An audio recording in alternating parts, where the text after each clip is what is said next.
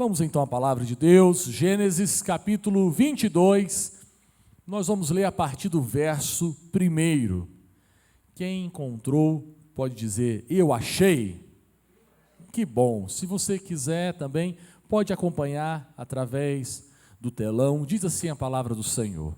Depois dessas coisas, pôs Deus Abraão à prova e lhe disse, Abraão, este lhe respondeu, eis-me aqui.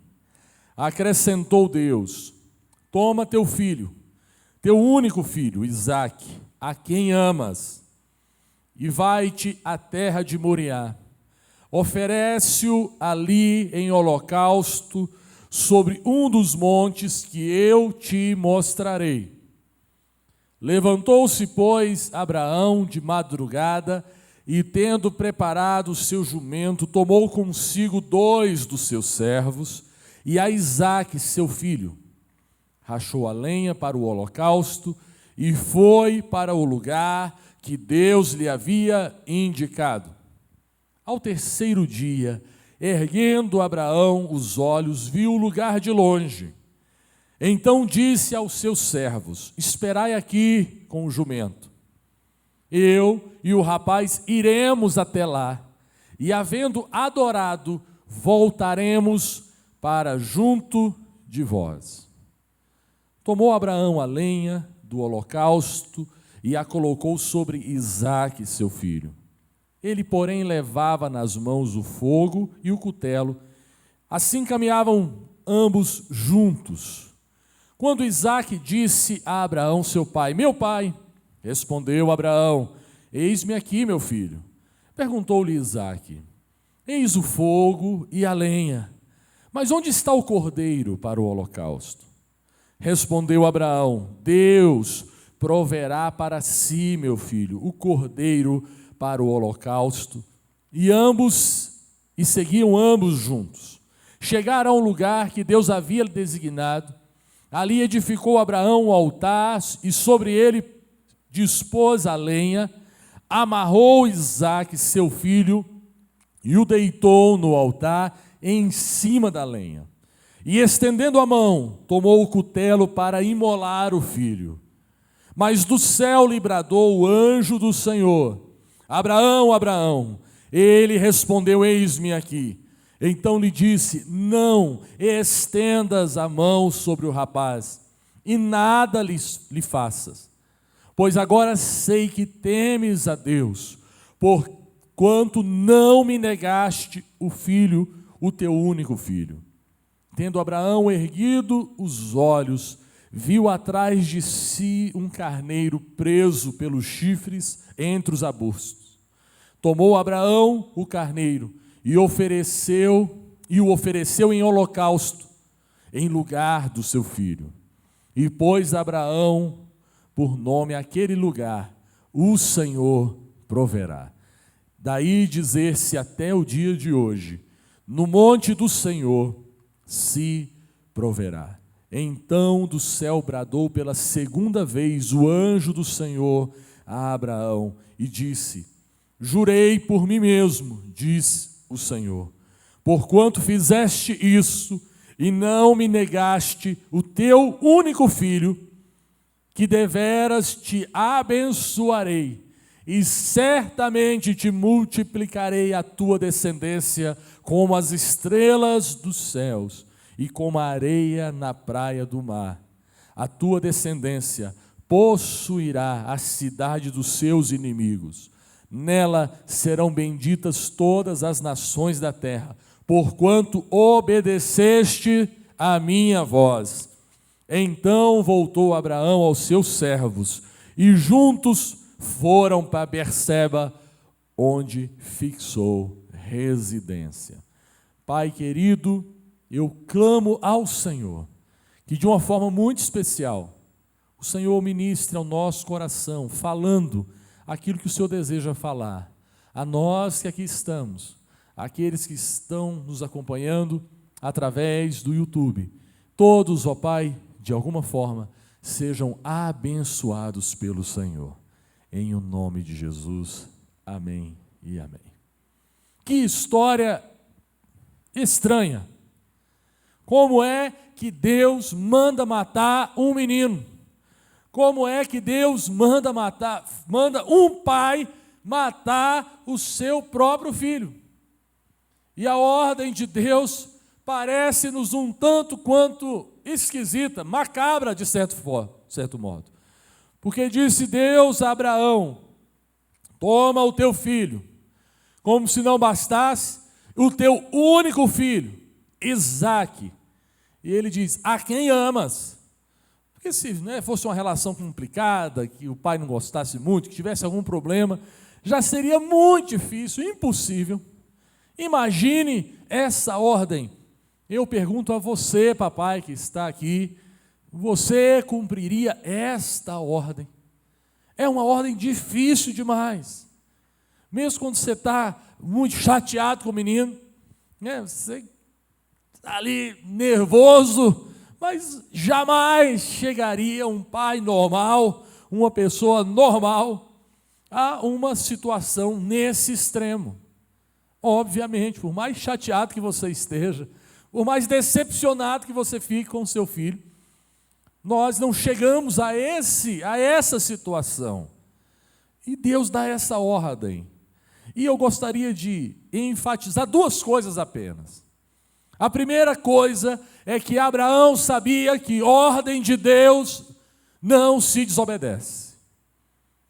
Ordem de Deus é para ser cumprida e ponto final. Manda quem pode e obedece quem tem juízo. Não existe negociação com a ordem de Deus. Quando Deus fala, vale o que Ele está falando, mesmo que isso seja diferente do que a gente está acostumado. Mesmo que isso esteja indo ao encontro do que a gente tem por mais correto. Não se desobedece a Deus, e Abraão sabia disso. E eu acho muito interessante a postura de Abraão nessa situação. Diz o texto que ele levantou de madrugada, pegou o seu filho, ele tinha consciência de que ele não podia desobedecer a uma ordem vinda diretamente de Deus.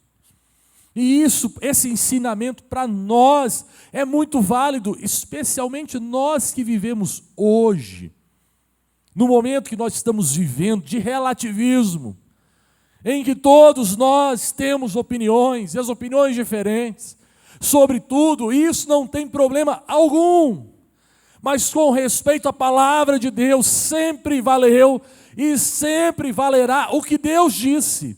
Não há negociação, não há nada a se acrescentar depois daquilo que Deus disse, e ponto final. As ordens de Deus são absolutas. A vontade de Deus, os mandamentos de Deus, o propósito de Deus para nós, ele é absoluto, não está em fase de negociação. Pelo contrário, quando alguém questionou a Deus a respeito da sua vontade, quando alguém questionou, eu estou me referindo a Jó, quando ele questiona a Deus nos seus propósitos, Deus responde: quem é você, Jó? Onde estava você? Quem é você para discutir comigo? A vontade, o mandamento, o desejo de Deus para nós não está na fase de discussão. E a gente precisa entender isso. Existem coisas que são absolutas, que não são negociáveis, que se nós queremos o bem para nós, devemos seguir a vontade de Deus, o propósito de Deus. Abraão sabia que por mais esquisita, complicada que fosse a ordem, ele deveria seguir a ordem de Deus. É óbvio que nós estamos vivendo no tempo da graça, e Deus não vai requerer de nós algo assim tão extremo, de forma alguma. Mas há coisas no nosso coração que por vezes estão assumindo o lugar de Deus, assumindo o primeiro lugar, e essas coisas precisam ser arrancadas do centro da nossa vida.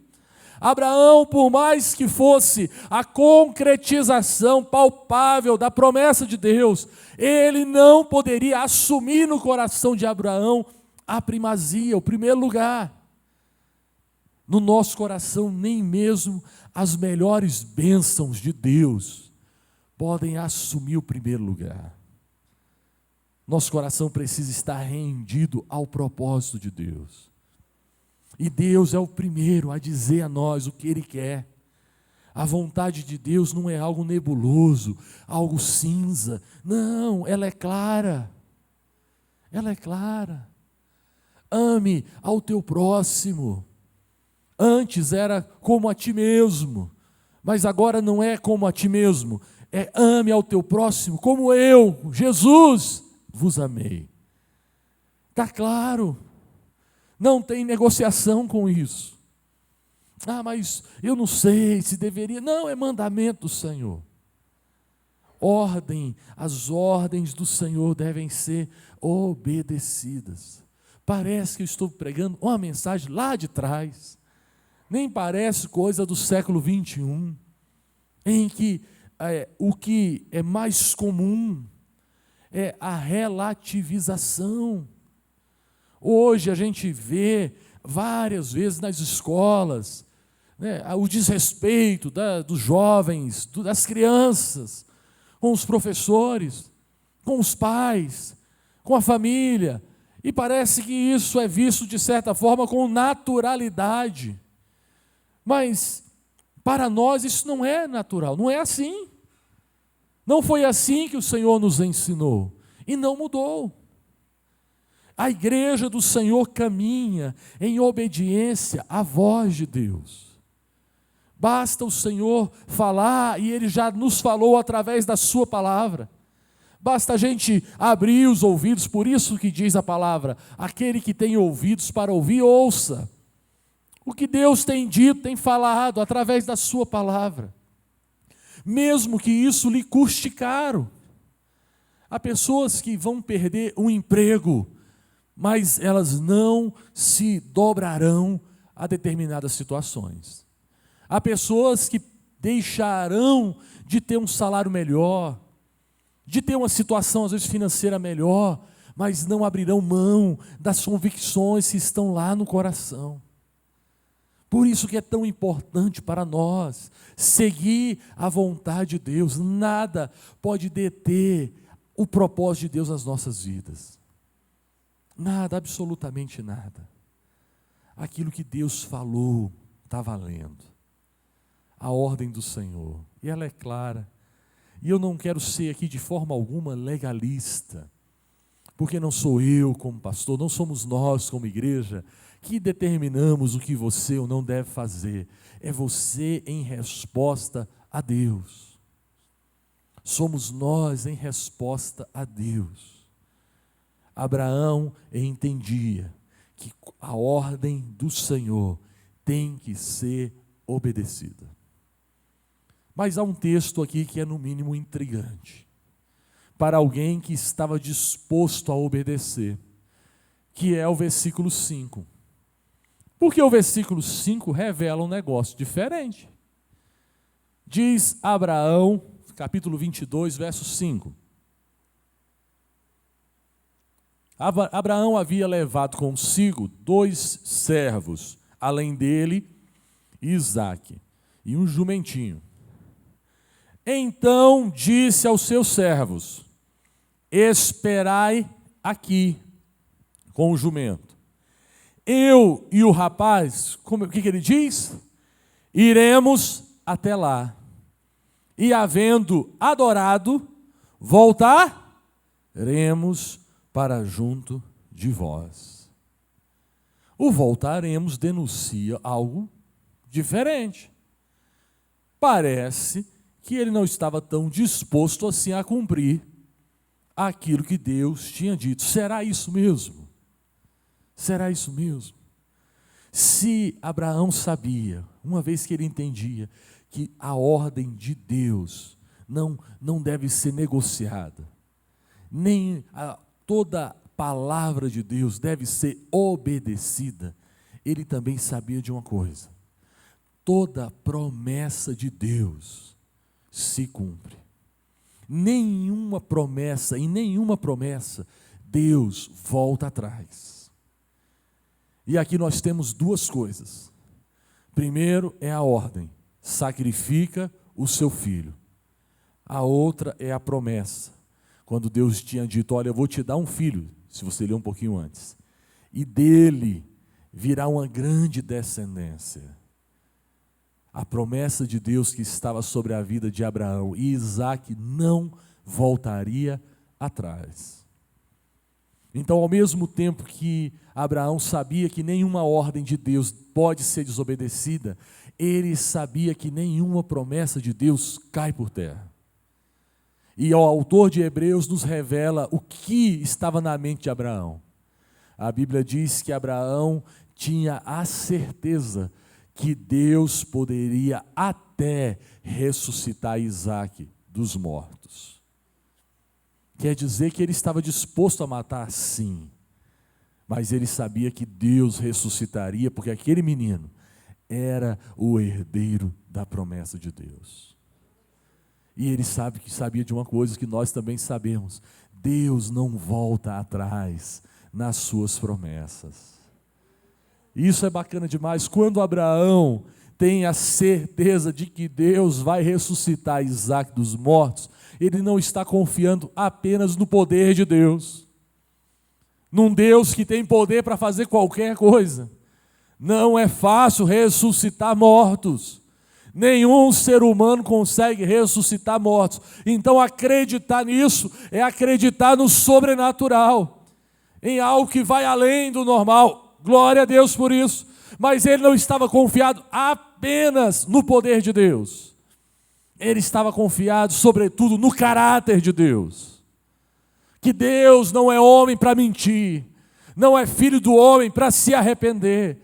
Ele estava confiado na bondade de Deus, que Deus iria ressuscitar aquele garoto entre os mortos. Quantas vezes você já não teve alguém que podia te ajudar e não te ajudou? Não sei se já aconteceu isso contigo.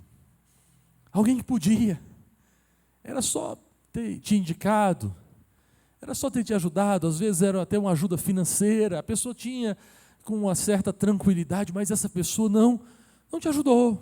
E você às vezes ficou questionando: por que será? O que será que houve? O que será? Deus não é assim. Muitas vezes algumas pessoas acham que a relação entre o homem e Deus é uma relação de relutância, entre o homem que não pode, lutando com Deus que pode. Que dá a impressão que aquele que pode não quer e aquele que quer não pode. Né? Assim, Deus que pode não quer me abençoar. Eu que quero não tenho poder para me abençoar, então a gente fica brigando. Eu vou brigar com... Não, a Bíblia fala que do caráter de Deus é um caráter de amor. Deus não está lá no céu relutando em nos abençoar, pelo contrário, a Bíblia diz: aquele que não poupou o seu próprio filho, antes por todos nós o entregou, com certeza, certamente, dará consigo todas as coisas, aquilo que nós necessitamos. Deus não está relutando, mas Deus permite que a gente vá até um momento onde o nosso coração é provado, é testado. Deus já sabia o que estava por fazer. Deus sabia que aquele garoto não seria morto. Deus sabia o desfecho de tudo aquilo. Mas Ele quis provar o coração de Abraão, o coração daquele pai. Nenhuma promessa de Deus deixou de ser cumprida. Por isso que a igreja do Senhor Jesus, ela nunca perde. Já parou para pensar? A igreja do Senhor Jesus nunca na história vai perder. Às vezes nós olhamos para o mundo e falamos: a coisa está difícil, há uma perseguição imensa contra a igreja está esfriando, não sei aqui, está esfriando ali, está esfriando lá. Deixa eu te falar uma notícia: a igreja do Senhor Jesus sempre vai prevalecer. Um dos locais onde a igreja mais cresce percentualmente hoje é na Coreia do Norte, onde ela é fortemente perseguida há muitas gerações. E Deus continua fazendo a obra lá na Coreia do Norte. A China é outro país que persegue a igreja cristã. Estão aproveitando pandemia, destruindo igreja, quebrando igreja, prendendo líderes religiosos. Isso não mexe 1 milímetro na caminhada da igreja, porque é uma promessa sobre nós. Eu estou com vocês todos os dias, até a consumação dos séculos. Tudo aquilo que Jesus disse que ia fazer, Ele vai fazer. Todas as promessas dele vão se cumprir. Em um dia, quando a gente não esperar, de repente você não está nem preocupado com isso, nem pensando nisso, os céus se abrirão e Jesus Cristo voltará. Independente de qualquer coisa, de o povo crer ou não, de a igreja estar clamando ou não, Ele voltará. Por quê? Porque Ele prometeu. E as promessas do Senhor Jesus sempre, sempre, sempre se cumprirão. Abraão sabia disso. Abraão sabia que Deus não iria quebrar uma promessa. Deus não iria voltar atrás. Ele falou, mesmo que ele tenha que ressuscitar Isaac dentre os mortos, Deus é fiel. Abraão estava disposto a obedecer, mas não estava disposto a ficar sem Isaac, porque ele conhecia o caráter de Deus. Ele sabia que Deus ressuscitaria aquele menino dentre os mortos. Às vezes nós estamos tão preocupados, porque o nosso coração está inquieto. Quando as situações se tornam mais difíceis, a gente tende a ficar mais inquieto, ansioso. A gente não sabia que teria que estar nesse culto agora, no começo do ano, usando máscara. Mas Deus já sabia, e a promessa dele não mudou 1 milímetro, aquilo que ele falou. A gente não sabia que isso está acontecendo, o que está acontecendo no mundo inteiro, mas Deus já sabia, e o plano dele não foi frustrado, hora nenhuma. A Bíblia diz, nenhum dos seus planos pode ser frustrado. A gente precisa acreditar mais nisso. Ficar mais em paz, dizer como Abraão, eu vou, nós iremos e nós retornaremos. E aí o seu filho pergunta, pai, nós não vamos oferecer um holocausto?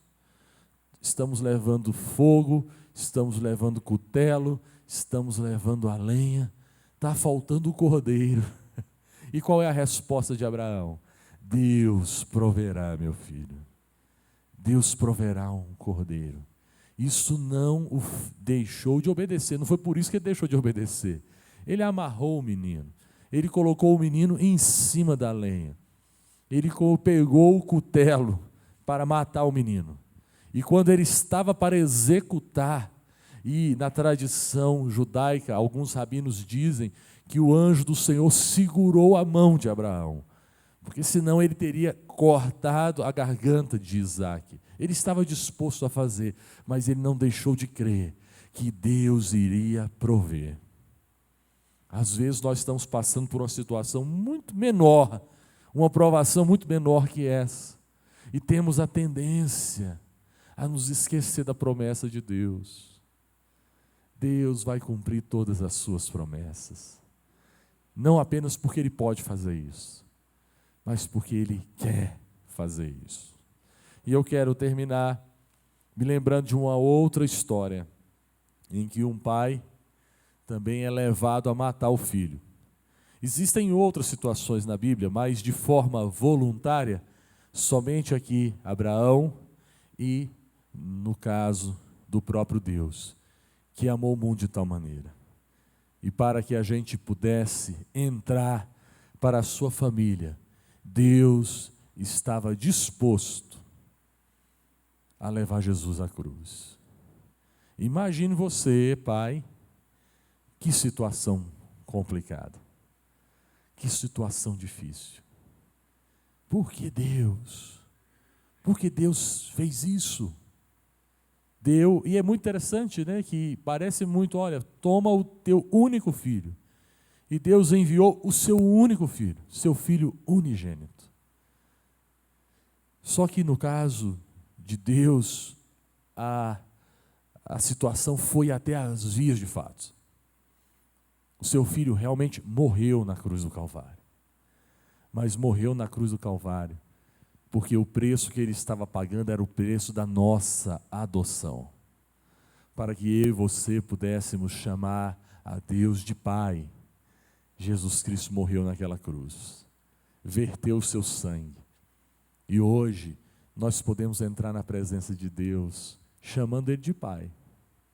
Mas que pai é capaz de fazer isso com um filho? Deus fez isso porque Ele estava pensando em você, pensando em nós, pensando em mim, porque Ele nos amou. Que o nosso coração possa descansar em Deus, no caráter de Deus. Mais uma vez eu repito para a gente terminar, aquele que não poupou o seu próprio filho. Você ainda tem dúvidas de que Ele te ama, de que Ele vai cumprir as promessas dEle sobre a sua vida?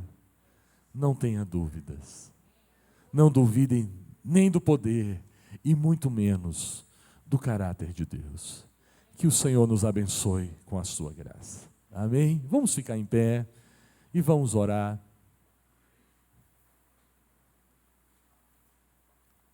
Você que está nos acompanhando também de casa, se você puder fechar os seus olhos, vamos orar ao Senhor.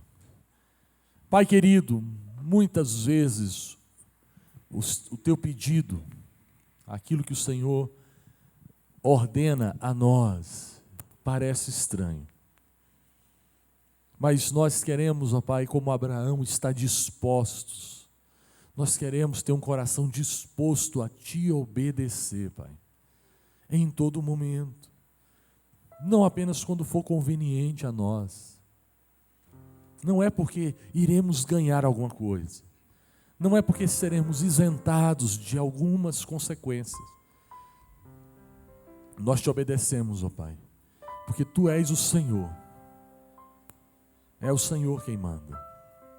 A ordem é Tua. E por mais, ó Deus, que não entendamos, sabemos de uma coisa: a ordem que vem do Senhor, a vontade do Senhor para nós é boa, é agradável, é perfeita. Mas em todo tempo também, o nosso coração está seguro, porque nós não estamos obedecendo a alguém que nós não conhecemos o coração. Não estamos obedecendo a alguém que a qualquer momento pode mudar. Não estamos servindo alguém que pode acordar de mau humor em qualquer dia e mudar tudo. Não, nós estamos servindo a um Deus que nos ama e com o seu amor nos comprou. Nós confiamos no Teu poder. Um Deus que pode, com apenas uma palavra, fazer vir coisas que não existem. Um Deus que pode, apenas com a vontade, com o sopro da sua vontade, fazer coisas espetaculares, maravilhosas. Mas, acima de tudo, um Deus que nos ama e que, independente de qualquer coisa, continua nos amando.